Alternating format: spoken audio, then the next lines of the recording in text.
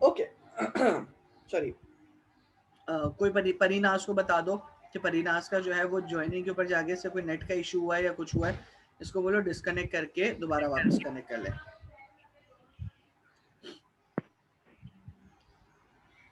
Okay हमने class disconnect करने से पहले, क्लास डिसकंटिन्यू करने से पहले हम लोग जो है वो एक कॉन्सेप्ट देख रहे थे। हमने एक बात कही थी अडेप्टिंग ट्रेनिंग्स के लिहाज से।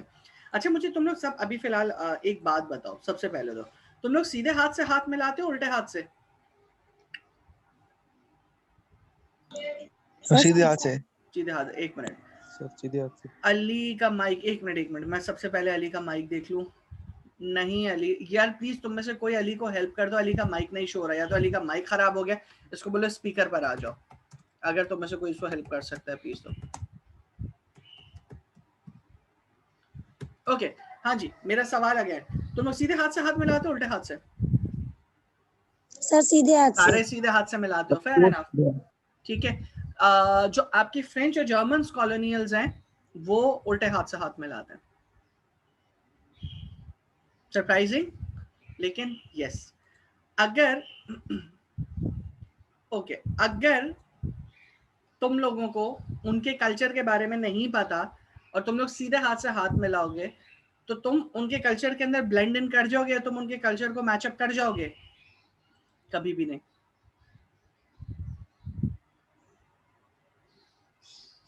अब तुम लोग अगर इसको, यानी कि अगर उनके कल्चर के अंदर, अली मोहम्मद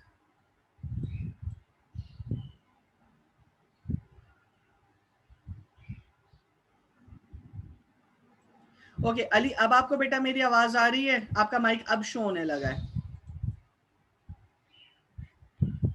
अली मोहम्मद मुझे बेटा कंफर्म कर दो अब आपको आवाज आ रही है?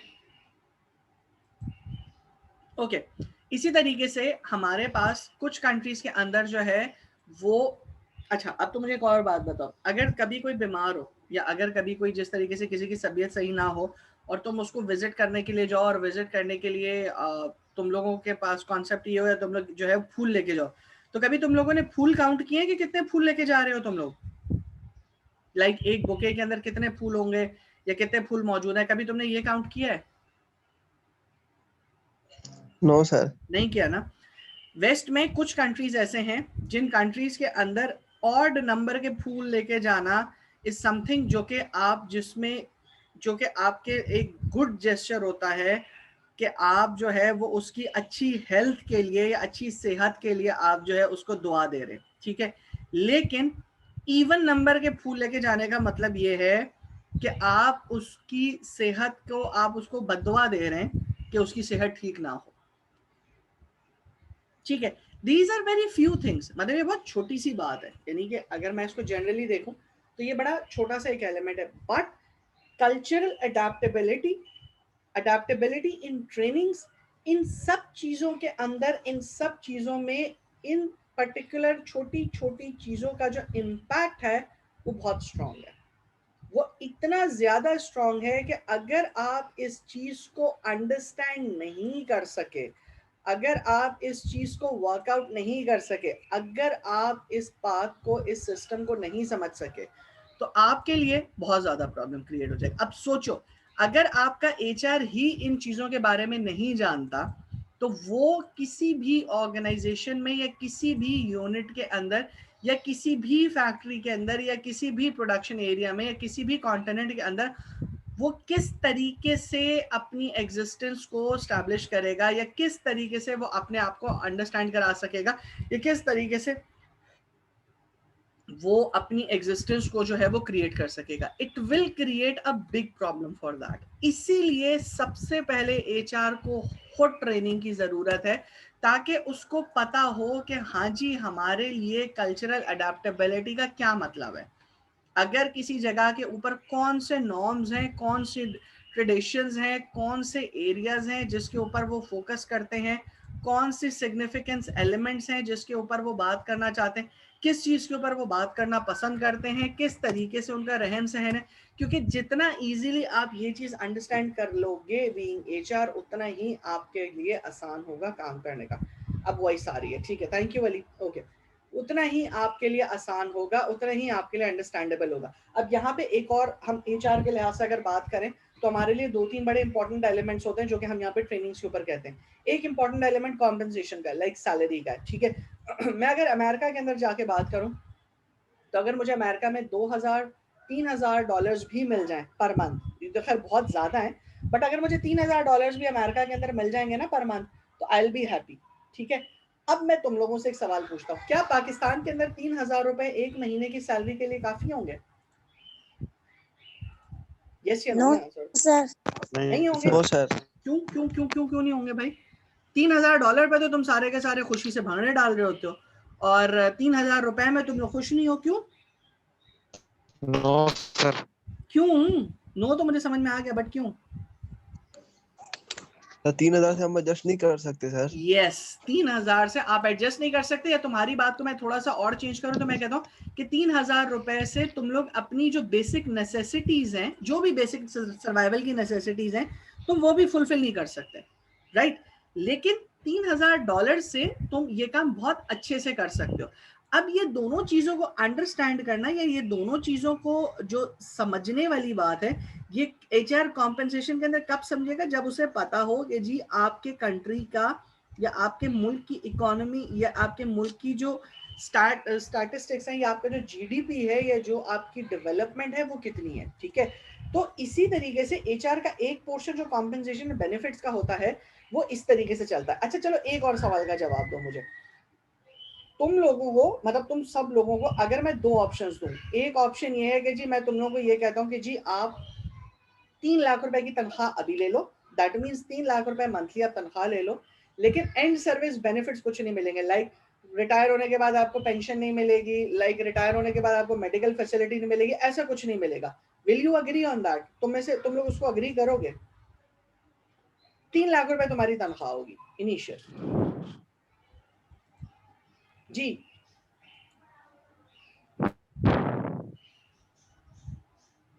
जी बताओ, कुछ तो बताओ। सर ये एक्सक्यूज मी जी जी सर, ये 3 लाख उस टाइम के लिए तो सही है कि एक सैलरी बहुत सही है, लेकिन बेनिफिट लॉन्ग टर्म नहीं, रिटायरमेंट के बाद। नहीं नहीं, वो तो तुम बिल्कुल सही कह रहे हो। मैं तुम्हारी बात से मैं अग्री कर रहा हूँ।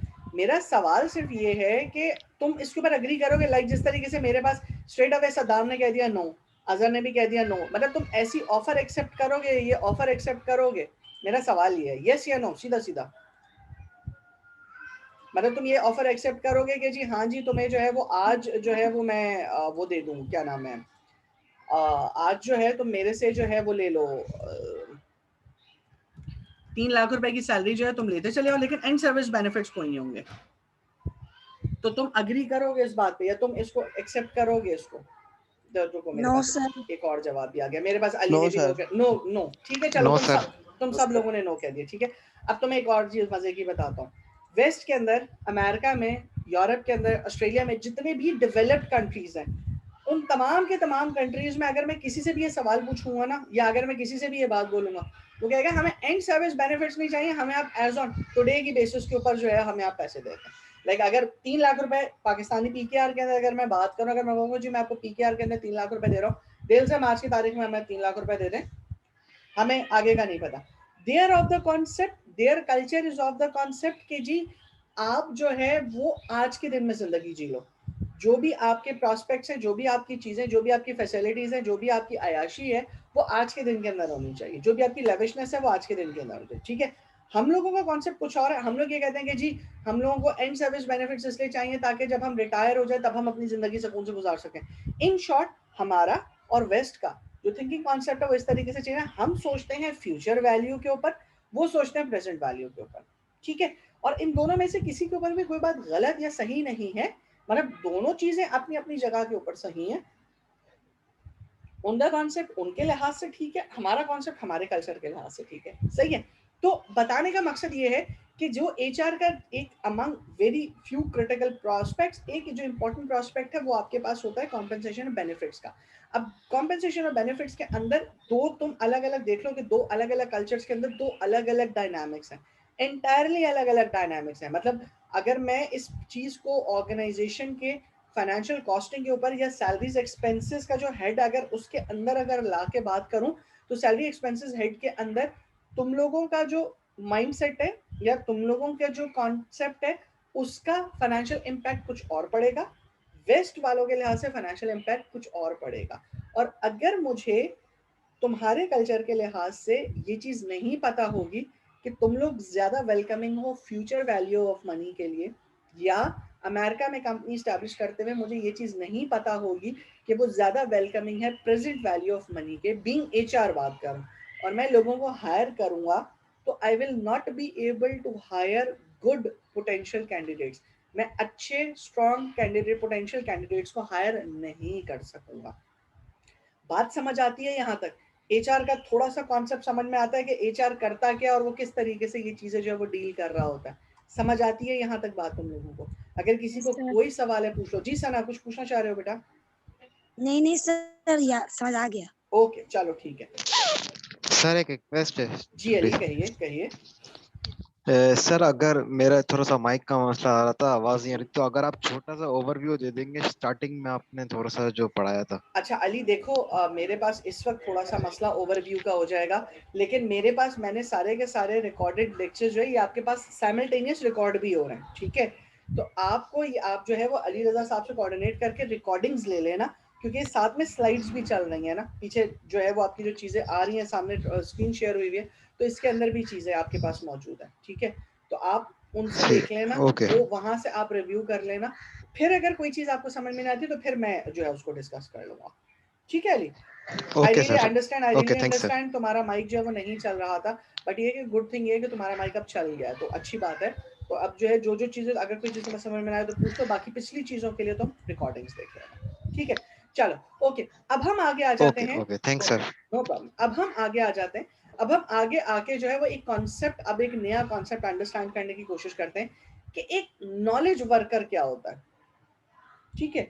अब नॉलेज वर्कर का मतलब क्या है ये हमें अंडरस्टैंड करना है, और नॉलेज वर्कर बनता कहाँ से हमें ये अंडरस्टैंड करना है, ठीक है? सबसे पहले तो हम ये अंडरस्टैंड करते हैं कि नॉलेज वर्कर बनता कहाँ से। नॉलेज वर्कर का मतलब ये है कि सबसे पहली चीज जो हमें अंडरस्टैंड करने की जरूरत है वो ये है कि जो ये वर्ड है ना टेक्नोलॉजी, ये वर्कर्स के लिए अच्छी खबर भी है, ये वर्कर्स के लिए बुरी खबर भी है, ठीक है? सवाल पूछा जाता है कैसे? अब बहुत सारे लोग इसके बहुत सारे जवाब देते हैं कि जी टेक्नोलॉजी ने लोगों को ओवरकम कर दिया है, टेक्नोलॉजी ने जो है लोगों की डिमांड, लोगों को जो है वो जॉब से निकाल दिया है, टेक्नोलॉजी जो है वो बहुत ज़्यादा बुरी है लोगों के लिहाज से, क्योंकि टेक्नोलॉजी मशीन इंसानों ने मशीनों ने इंसानों की जगह ले ली, XYZ ABC। ये सारे के सारे जनरल जवाब हैं, रैंडम जवाब है, यानी कि ये सारे के सारी बातें अपनी जगह पे ठीक है, लेकिन ये वही वाला है कि अगर डॉक्टर तुमसे पूछे कि तुम्हें हुआ क्या है, तो तुम ये जवाब दोगे जी मेरा गला खराब है, ठीक है? फाइन, गला खराब तो है, लेकिन आपको हुआ क्या है, सवाल ये है। ये जो सवाल है ना, ये बड़ा ट्रिकी सवाल होता है जब हम लोग जब जो है वो चीज़ों को डिफाइन कर रहे होते हैं। तो किया गया है इसने, टेक्नोलॉजी ने, कि जो कि जो है वो ये मसला जो है वो क्रिएट हो गया, ये मसला आ गया। और सेकेंडली वर्कर की तरफ से क्या मसला है जिस वजह से ये चीज़, ये खबर उनके लिए अच्छी या बुरी बन गई है। दोनों एंड से देखने वाली बात है ना। लाइक टेक्नोलॉजी ने ऐसा क्या किया है कि वो अच्छी और बुरी हो गई, लोगों ने ऐसा क्या किया है कि जो कि टेक्नोलॉजी उनके लिए अच्छी हो गई और बुरी हो गई, ठीक है? जो सबसे इंपॉर्टेंट चीज है, सबसे पहले सवाल हम देखते हैं टेक्नोलॉजी ने क्या किया। टेक्नोलॉजी ने लोगों को रिड्यूस नहीं किया है, या टेक्नोलॉजी ने लोगों की जगह नहीं ली है। टेक्नोलॉजी ने बेसिकली आपकी डिमांड फॉर मैन्युफैक्चरिंग जॉब जो है वो कम कर दी है, ठीक है? कम किस तरीके से कर दी है? कम इस तरीके से कर दिया है कि उसने ऑटोमेशन कर दी है, दैट मीन्स उसने मशीन्स को इन्वॉल्व कर दिया है, और कंट्रीज के दरमियान कंपटीशन बढ़ा दिया। बड़ी छोटी सी बात करके, मतलब ये बड़ी बहुत बड़ी फैला के मैंने बात कर दी, मैं बहुत छोटी सी बात कर रहा हूँ। टेक्नोलॉजी ने सिंपली डिमांड रिड्यूस की है और कंपटीशन बढ़ा दिया। जब किसी चीज की डिमांड कम हो जाती है और उसको खरीदने वाले ज्यादा हो जाते हैं तो उस पर कंपटीशन बढ़ जाता है, ठीक है? हाथ से अगर कोई चीज बन रही है या लोकल यानी कि मशीन की इन्वॉल्वमेंट के बगैर कोई चीज बन रही है, उसकी डिमांड कम होगी। ऑटोमेटेड कोई चीज बन रही है, उसकी डिमांड ज्यादा होगी। डिमांड एक तो उसने कम कर दी, जो हाथ से चीजें, जो मैनुअल चीजें बन रही थी उसकी डिमांड कम हो गई। दूसरी चीज उसने क्या की, उसने कंपटीशन बढ़ा दिया कंट्रीज के दरमियान। अब ये कंपटीशन सिर्फ कंट्री के दरमियान नहीं बढ़ा, ये कंपटीशन बढ़ गया कंट्रीज के दरमियान, ये कंपटीशन बढ़ गया इंडस्ट्रीज के दरमियान, ये कंपटीशन बढ़ गया प्रोडक्ट्स के दरमियान। अब एक मोबाइल फोन जिसकी फिनिश, या एक मोबाइल फोन जिसकी स्क्रीन, या एक मोबाइल फोन जिसका टच ज्यादा मैकेनिकल है, ज्यादा स्मूथ है, ज्यादा रिस्पॉन्सिव है, आप उसको ज्यादा तेजी से एक्सेप्ट कर लेंगे। सिंपल, लोग सैमसंग आईफोन को क्यों ज्यादा पसंद करते हैं कंपैरेटिव टू नोकिया? क्योंकि 90% लोगों का आंसर ये होता है कि सैमसंग और आईफोन के अंदर टच रिस्पॉन्स बहुत फास्ट है एज कंपैरेटिव टू नोकिया, या as comparative to Q mobile, या as comparative to other mobile. तो ये क्या हुआ, ये बेसिकली डिमांड की रिडक्शन हुई। किसकी डिमांड की रिडक्शन हुई? जो अनफिनिश्ड गुड्स है। और ऐसा क्यों हुआ? क्योंकि कंपटीशन बढ़ गया। दूसरी बात, टेक्नोलॉजी ने जनरेट किया है डिमांड को, किस पर्टिकुलर एरिया की डिमांड को? सर्विस की। वो सर्विसेज जो कि पहले हम कंसिडर नहीं करते थे, वो सर्विसेज जो हम पहले नहीं कंसिडर कर रहे होते थे, लाइक मिसाल के तौर पे अगर किसी रेस्टोरेंट के ऊपर आप जाएं और रेस्टोरेंट के ऊपर अगर सर्विस प्रोवाइडर या वेटर आपसे अगर बदतमीजी करे, तो आप फौरन उठ के दूसरे रेस्टोरेंट पे चले जाते हैं। क्यों उठ के दूसरे रेस्टोरेंट पे चले जाते हैं? क्योंकि कंपटीशन इतना ज्यादा है। और फोकस किस चीज के ऊपर है, या रीजन क्या है उसका? सर्विस जो कि वो प्रोवाइड कर रहा है। तो टेक्नोलॉजी ने दो काम किए, प्रोडक्शन का एक तो डिमांड कम किया है थोड़ा सा, सर्विस की डिमांड को बढ़ाया है, और दोनों चीजों में टेक्नोलॉजी ने अपनी इन्वॉल्वमेंट को इंक्रीज कर दिया है। ये तो वो है जो कि टेक्नोलॉजी ने किया है। अब दूसरे एंड पे एम्प्लॉइज ने क्या किया है? दूसरे एंड पे एम्प्लॉइज ने ये किया है कि they are expected to grow as fast as the job sectors are being grown। जिस तरीके से आपकी टेक्नोलॉजी या आपकी इंडस्ट्रीज ग्रो कर रही हैं, they want their workers to grow on the same pace. उसी पेस में वर्कर्स को भी ग्रो होना है। अब सवाल पूछा जाए ये क्या बात हुई? ये बात हुई कि अगर आपकी सर्विस सेक्टर, अगर जिस तरीके से हमारी डिमांड ऑफ सर्विस सेक्टर बढ़ गई है, तो आपको बीइंग वर्कर अपने अंदर सर्विस ओरिएंटेड कल्चर लाना है। अगर आप बेहतर सर्विस आपको प्रोवाइड करनी है, अगर आप प्रोड्यूसर हो तब भी आपको बेहतर सर्विस प्रोवाइड करनी है, अगर आप प्रोड्यूसर हो तो भी आपको मैन्युफैक्चरिंग एस्पेक्ट में अपने प्रोडक्शन जो आप प्रोड्यूस जो आप करने के लिए जा रहे हो, जो भी प्रोडक्ट आप बनाते हो उसको बेहतर तरीके से प्रोड्यूस करना है। और सिर्फ प्रोड्यूस नहीं करना, बल्कि उसके साथ सर्विस भी प्रोवाइड करनी है, क्योंकि ये वो दो चीजें हैं जो कि इंडस्ट्री मांगती है। अब जब इंडस्ट्री ये चीज मांग रही है, तो बीइंग एम्प्लॉयर, अगर आप उस ऑर्गेनाइजेशन के अंदर, इंडस्ट्री के अंदर काम कर रहे हैं, तो आपको न सिर्फ टेक्नोलॉजी के बारे में पता होना चाहिए, जो टेक्नोलॉजी उस पर्टिकुलर प्रोडक्ट को प्रोड्यूस कर रही है, बट अकॉर्डिंग टू दैट आपको अपनी भी सर्विस बेहतर करनी है।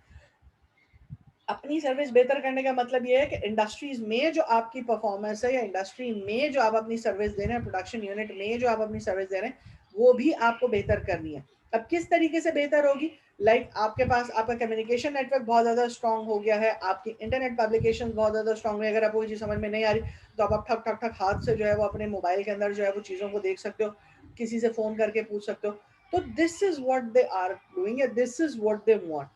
कि हमारे पास टेक्नोलॉजी ने क्या किया है कि टेक्नोलॉजी ने प्रोडक्शन की डिमांड कम की थोड़ी सी, और सर्विस की डिमांड को बढ़ा दिया, और दोनों के अंदर टेक्नोलॉजी को इन्वॉल्व कर दिया। What they expect from employees that they expect the employees कि वो उसी पेस से चीज़ों को एब्जॉर्ब करें, उसी पेस से चीज़ों को अंडरस्टैंड करें जिस पेस से इंडस्ट्री के अंदर चीज़ें चेंज हो रही हैं। तो दिस इज व्हाट एक्चुअली, जो ये काम कर लेता है उनके लिए गुड न्यूज़ है, जो ये काम नहीं करता उनके लिए बैड न्यूज़ है। But this is how the coalition, this is how the combination work. अब एचआर के लिहाज से बात कर लेते हैं। पीटर ड्रकर जो हमारे पास है, ये बहुत फेमस हमारे पास एचआर राइटर हैं, और इन्होंने बहुत सारी किताबें लिखी। इनफैक्ट तुम लोगों को मुझसे किसी ने एचआर की बुक के बारे में पूछा था, तो मैंने उसको बताया था कि Robert P DeCenzo, Stephen P Robbins की बुक ले लो, पीटर ड्रकर की बुक ले लो, इंट्रोडक्शन टू एचआर की बहुत कॉमनली बहुत से प्रिंसिपल्स ऑफ एचआरएम के नाम से बुक्स आती हैं। बहुत सारी बुक्स हैं, तुम्हें जो अंडरस्टैंडेबल लगती है, जो तुम्हें आसान लगती है, तुम वो ले लो। बट पीटर ड्रकर ने ये बात कही थी या पीटर ड्रकर को हम ज़्यादा ट्रेडिशनल मैनेजमेंट के अंदर लेट मैनेजमेंट स्कॉलर्स के लिहाज से हम इनको जो है वो काफ़ी ज़्यादा अप्रिशिएट करते हैं। उन्होंने ये बात कही थी कि जो नॉलेजेबल वर्कर है उसकी यानी नॉलेज, अब नॉलेजेबल वर्कर को हम क्या डिफाइन करते हैं? नॉलेजेबल वर्कर को डिफाइन हम ये करते हैं कि individual whose job are design around acquisition application of information. Means जो पर्टिकुलर बंदा या जो पर्टिकुलर इंडिविजुअल जिसकी जॉब जो है वो डिजाइन की जाती है, जो अपनी जॉब करता है, मतलब जो अपनी जॉब वो कर रहा होता है, वो किस बेसिस के ऊपर कर रहा होता है? जो नॉलेज उसने ली हुई होती है और वो नॉलेज को अप्लाई कर होता है, मतलब अपनी सीखी हुई नॉलेज को जो अप्लाई करना वाला वर्कर होता है वो हमारे पास नॉलेज वर्कर कहलाता है। ठीक है, जो प्रोडक्ट हर वर्कर नॉलेजेबल वर्कर होता है। ठीक है, ये एक इंपॉर्टेंट बात है कि हर वर्कर एक नॉलेज वर्कर होता है। क्यों नॉलेज वर्कर होता है? क्योंकि देखो जो दीवार बनाता है उसको पता है कि दीवार कैसे बनानी है, जो खाना बनाता है उसको पता होता है खाना कैसे बनाना है, जो कंप्यूटर पे काम करता है उसको पता है कंप्यूटर से काम करें, क्योंकि उसके पास नॉलेज मौजूद है, उसने सीखा हुआ है और वो उस सीखे हुए को अप्लाई कर रहा होता है। ठीक है, अब सवाल ये खड़ा होता है एचआर, क्योंकि हम एचआर इंसानों के लिहाज से बात कर रहे होते हैं तो हम ये कहते हैं कि प्रोडक्टिविटी जो नॉलेज वर्कर की है वो किस चीज के ऊपर डिपेंड करती है, या प्रोडक्टिविटी जो नॉलेज वर्कर की होती है वो किस कौन सी चीज बढ़ाती है, कौन सी चीज कम करती है। तो क्या चीज पे डिपेंड कर रहा होता है? पहली चीज कि वो टेक्नोलॉजी को किस तरीके से यूज करता है, पहली बात, और दूसरी बात उस टेक्नोलॉजी और इंफॉर्मेशन से किस तरह के डिसीजंस लेता है।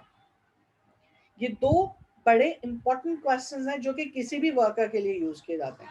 पहली सवाल ये कि वो टेक्नोलॉजी कैसे यूज करता है, दूसरा सवाल ये कि वो उससे कैसे डिसीजन मेक करता है। मिसाल के तौर पे एक बड़ी छोटी सी एग्जांपल मैं देता हूँ आपको, फिर उसके बाद हम आगे चलते हैं। एक, तुम लोग कुकिंग करते हो घर में, स्पेशली पर्टिकुलरली खवातीन के लिहाज से बात करें, खवातीन घर के अंदर कुकिंग करती हैं। ठीक है, अब हर खातून के हाथ में मोबाइल फोन मौजूद है, हर खातून के हाथ में। ठीक है, लेकिन कुछ खवातीन उस मोबाइल का कुकिंग के लिए यूज करती हैं, कुछ खवातीन नहीं करती। कुछ खवातीन फोकस रखती हैं कि जी जो हमारी अम्मी ने हमें सिखाया हुआ है हम उसी कुकिंग के लिहाज से करते रहेंगे। ठीक है, वो भी नॉलेजेबल वर्कर हैं। कुछ खवातीन जिनको अम्मी ने भी सिखाया हुआ है, वो उनकी बेसिक नॉलेज है, उसके साथ वो अपने मोबाइल के ऊपर, यूट्यूब के ऊपर या मुख्तलिफ चैनल्स के ऊपर जाके मुख्तलिफ खाना बनाने की रेसिपी जो है वो निकालती हैं और उस रेसिपी को कंट्रास्ट या कंबाइन करके अपनी फैमिली रेसिपी के साथ कंबाइन करके और मज़ीद इन्हांस या और मज़ीद delicious version of food create करती हैं। तो बताने का मकसद ये है कि दोनों खवातीन नॉलेजेबल वर्कर हैं, दोनों खवातीन ने डिसीजन लिए हैं। एक खातून ने डिसीजन लिया है कि जी टेक्नोलॉजी वो यूज तो करती हैं लेकिन टेक्नोलॉजी अपने बिजनेस पर्पस के लिए या अपने प्राइम पर्पस के लिए, अपने जो जो वो मेथडोलॉजी जो खाना बनाने वाला मकसद है उसके लिए वो यूज नहीं कर रही। और दूसरी खातून अपनी प्राइम नॉलेज, अपनी प्रिंसिपल नॉलेज के साथ अपनी आगे की चीज को या अपनी टेक्नोलॉजी को भी इस्तेमाल करके एक मजीद फ्रूटफुल, एक मजीद एफिशिएंट जो है वो तरीकाकार बना के जो है वो ले रहे हैं। दोनों वर्कर्स नॉलेजेबल वर्कर्स हैं, दोनों वर्कर्स के पास टेक्नोलॉजी मौजूद है, लेकिन दोनों का यूज ऑफ टेक्नोलॉजी और डिसीजन मेकिंग दोनों का डिफरेंट है। तो इस वजह से दोनों नॉलेजेबल वर्कर्स का या दोनों नॉलेज वर्कर्स की प्रोडक्टिविटी एक दूसरे से एक्सट्रीम डिफरेंट होगी। ठीक है, क्यों डिफरेंट होगी? क्योंकि दोनों का जो मेथड है, ये दोनों का जो वर्किंग है, जो दोनों का जो डिसीजन है वो एंटायरली डिफरेंट हो गया। ठीक है, अब यहाँ तक ये वो चीजें हैं जो कि हमारी बेसिक या प्राइम हम जैसे कहते हैं या हमें अंडरस्टैंडिंग के लिए जरूरी थी कि हमें ये पता हो कि जी नॉलेज वर्कर्स क्या है, हमें ये पता हो कि टेक्नोलॉजी का इम्पैक्ट क्या है, हमें ये पता हो ग्लोबलाइजेशन का इम्पैक्ट क्या है, हमें ये पता हो कल्चर का इम्पैक्ट क्या है। ठीक है, अब हम ये देखते हैं कि हमारे पास स्पेसिफिकली टेक्नोलॉजी ने एचआर प्रैक्टिसेस को किस तरीके से इम्पैक्ट किया है, या हमारी टेक्नोलॉजी ने किस तरीके से हमारे एचआर के ग्राउंड को या हमारे एचआर को किस तरीके से इन्फ्लुएंस किया है कि हमारा एचआर जो है वो अब इस शेप के अंदर आ गया। पहली लाइन जो हमेशा हम कहते हैं वो ये कहते हैं कि जी आपकी टेक्नोलॉजी ने पॉजिटिव इफेक्ट्स क्रिएट किए हैं internal operations of an organization के ऊपर। ठीक है, सबसे पहली बात जो हम हमेशा कहते हैं कि टेक्नोलॉजी कभी भी किसी भी ऑर्गेनाइजेशन के अंदर नेगेटिव इम्पैक्ट नहीं क्रिएट करती। Technology is always positive. उसका रिजल्ट पॉजिटिव या नेगेटिव होना डिपेंड करता है उसकी यूटिलिटी के ऊपर, डिपेंड करता है उस ह्यूमन रिसोर्स के ऊपर जो उसके ऊपर काम करने के लिए जा रहा है। ठीक है, मींस जो आपकी टेक्नोलॉजी है या जो आपकी इंफॉर्मेशन है, जो आपकी ग्लोबलाइजेशन है, they are all positive in itself, वो अपने अंदर सब पॉजिटिव है। उसकी यूटिलिटी, उसका यूजेज अल्टीमेटली किसी भी ऑर्गेनाइजेशन के अंदर बताता है कि जी उसने पॉजिटिवली कंट्रीब्यूट किया या नेगेटिवली कंट्रीब्यूट किया। मिसाल के तौर पे आपने इकोनॉमिक्स के अंदर दो प्रिंसिपल पढ़े, एक कैपिटलिस्ट आपने प्रिंसिपल पढ़ा, एक आपने सोशलिस्ट का प्रिंसिपल पढ़ा। कैपिटलिस्ट और सोशलिस्ट में से कोई सही नहीं है, कोई गलत नहीं है, क्योंकि एक कंट्री के अंदर अगर आप देखो तो आपको कैपिटलिस्ट की मिसाल मिलेगी, लाइक अगर आप रशिया की एग्जांपल ले लो या आप अमेरिका की एग्जांपल ले लो, तो इन कंट्रीज के अंदर दो अलग अलग डायनामिक्स चल रहे हैं। ठीक है, कार्ल मार्क्स कैपिटलिस्ट की जो है वो थ्योरी को प्रोवोक कर रहा होता है, वो कहता है कि जी ये थ्योरी आपके पास होनी चाहिए, लेकिन इसका मतलब ये नहीं है अगर आप दूसरे कंट्री के लिहाज से बात करें तो वहां के लिहाज से वो थ्योरी गलत है, ये थ्योरी ठीक है। नो, एक बड़ी सिंपल सी बात है, दोनों थ्योरीज अपने अपने कल्चर, अपने अपने नॉर्म, अपने अपने ट्रेडिशंस के लिहाज से ठीक है, लेकिन एप्लीकेबिलिटी का सिर्फ डिफरेंस आता है। एक जगह पे ये चीज कही जाती है कि जी हाँ इट्स एप्लीकेबल, ये चीज एक्सेप्टेबल है, दूसरे कल्चर में कही जाती है हाँ जी ये चीज एक्सेप्टेबल है। तो इसी तरीके से एचआरएम प्रैक्टिसेस के अंदर, हर एचआरएम प्रैक्टिसेस के अंदर जो टेक्नोलॉजी है उसका डिफरेंट रोल है। Technology itself is always positive, but technology को किस तरीके से एचआरएम के अंदर यूज किया जाता है इट्स डिफरेंट, और वो बेसिकली डिफाइन करता है कि दैट टेक्नोलॉजी जो है वो ऑर्गेनाइजेशन के अंदर जो है वो पॉजिटिव है या नेगेटिव है।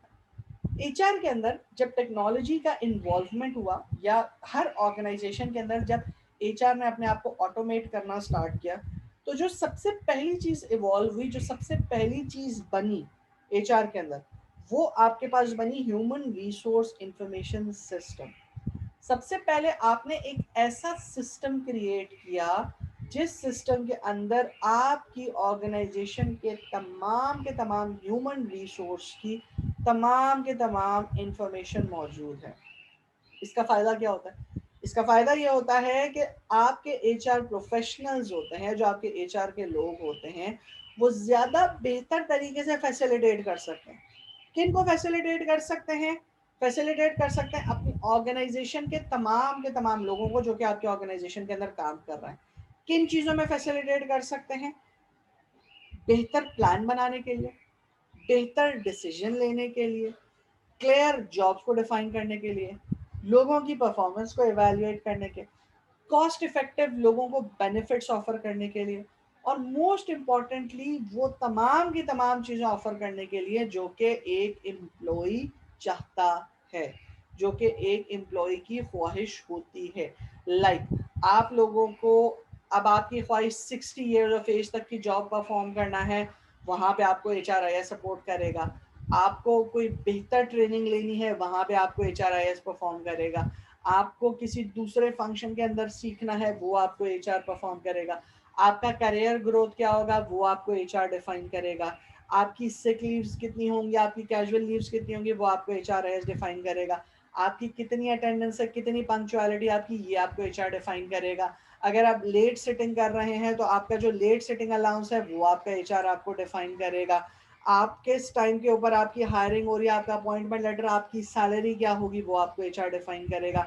आपकी सैलरी के साथ आपका प्रमोशन होगा, वो एचआर डिफाइन करेगा। कब आप ऑफिसर से मैनेजर की पोजीशन पे बैठेंगे, ये आपका एचआर डिफाइन करेगा।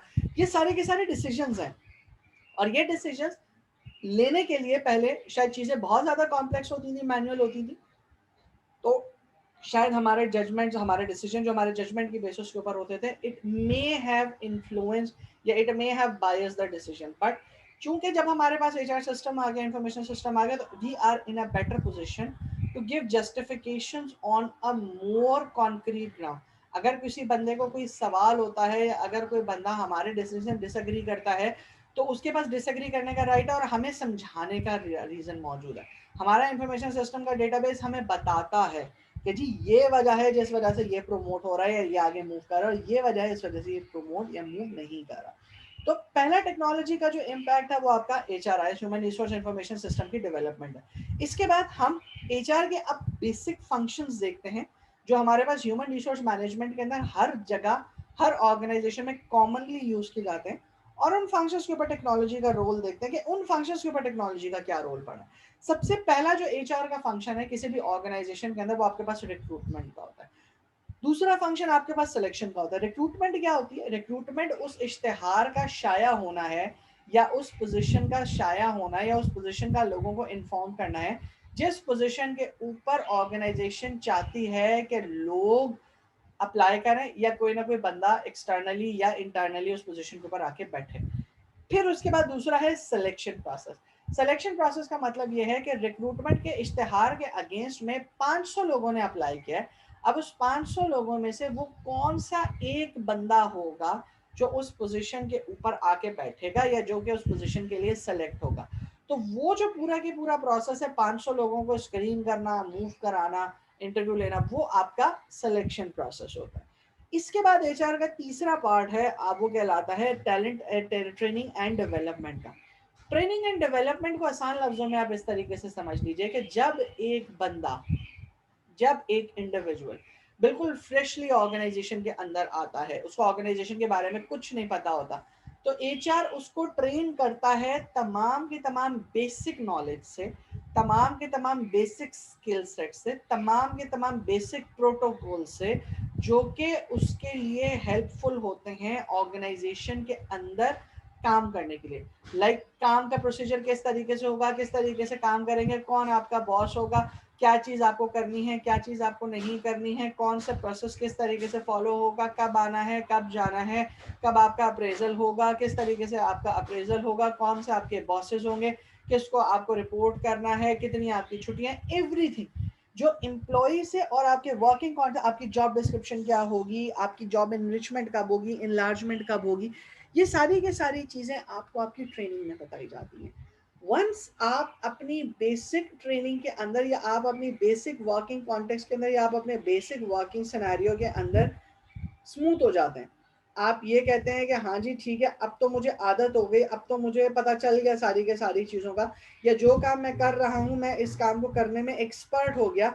इसके बाद अब आपको प्रमोशन के लिए जाना है। अब जब आपको प्रमोशन के लिए जाना है तो आपको HR आपको डेवलप करेगा। डेवलप करने का मतलब ये है कि अब वो आपको तैयार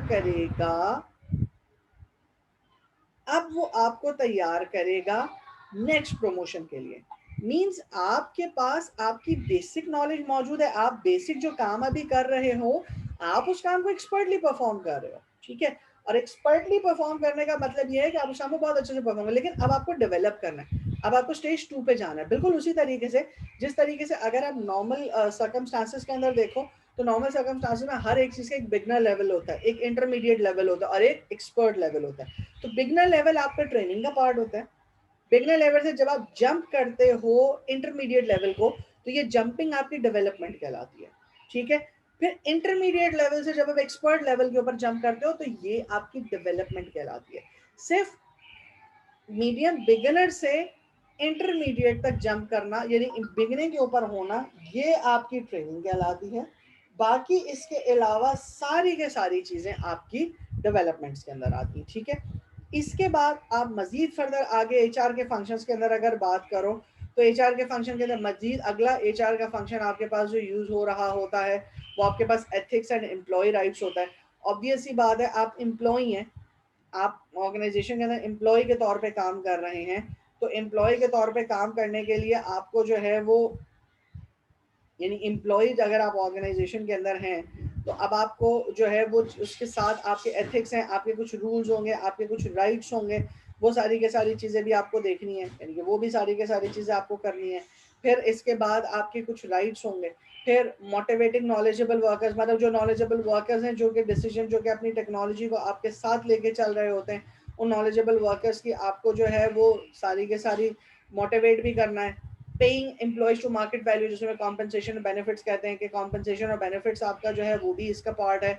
कम्युनिकेशंस का मतलब ये है कि जितनी भी एम्प्लॉय रिलेटेड कम्युनिकेशन है, जितनी भी एम्प्लॉय रिलेटेड कॉरेस्पॉन्डेंसेस हैं, वो सारी के सारी जो है वो एचआर कर रहा होता है। Decentralized work sites, decentralized work sites का मतलब ये है कि आपके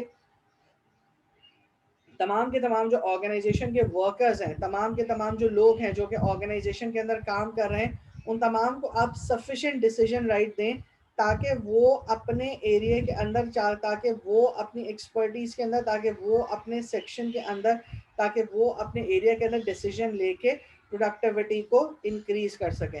स्किल्स बढ़ाना है, स्किल्स बढ़ाने का मतलब ये है कि एम्प्लॉयज जो हैं वो सारे के सारे अपने जो स्किल्स हैं या एम्प्लॉय का जो एबिलिटीज़ हैं वो किस तरीके से इन्हांस करनी है।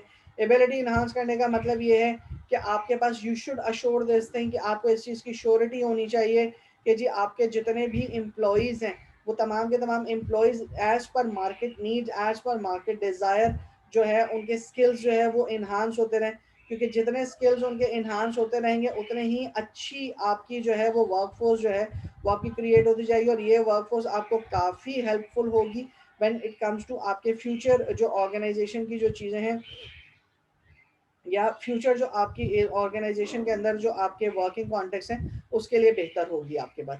फिर लीगल कंसर्न है, हर ऑर्गेनाइजेशन के अंदर जो है वो लीगल मैटर्स जो है वो बहुत मैटर करते हैं, लीगल कंसर्न बहुत मैटर करते हैं, क्योंकि एम्प्लॉयज़ हैं तो एम्प्लॉयज़ होने का मतलब ये है कि बाज़ औक़ात एम्प्लॉयज़ को जो है बीइंग ऑर्गेनाइजेशन अगर आप बात करें तो बाज़ औक़ात ऐसा होता है कि आपको ऑर्गेनाइजेशन जो है वो अनइंटेंशनली कुछ आपके राइट्स जो है वो एब्जॉर्ब कर लेती है, डिसॉल्व कर लेती है, तो उसके अगेंस्ट में जो लीगल प्रोटेक्शन है आपकी वो लीगल कंसर्न के अंदर आती है। ठीक है, मेरे पास सिर्फ 2 मिनट रह गए हैं, मैं आपका जो सेशन है वो ये क्लोज कर रहा हूँ, और क्लोज करने के बाद हम यही सेशन दोबारा यहाँ से स्टार्ट करेंगे, और फिर उसके बाद हम कुछ डिस्कशन करेंगे, और फिर उसके बाद हम कुछ वर्किंग करेंगे ताकि हम मजीद फर्दर आगे जो है वो चीज़ों को ले चलें। बल्कि इनफैक्ट मैं अब जो है वो तुम लोगों से एक जो है छोटा सा तुम लोगों का क्विज टाइप भी अब मैं लूँगा ताकि मैं तुम लोगों की मार्किंग भी स्टार्ट करूँ, मेरे लिए जो असाइनमेंट भी आसान हो जाए थोड़ा सा करना। ठीक है, तो मैं ये सेशन क्लोज कर रहा हूँ और नेक्स्ट सेशन ओपन कर रहा हूँ, तो तुम सब लोग जल्दी से जो है इसको ज्वाइन कर लेना। ओके बेटा।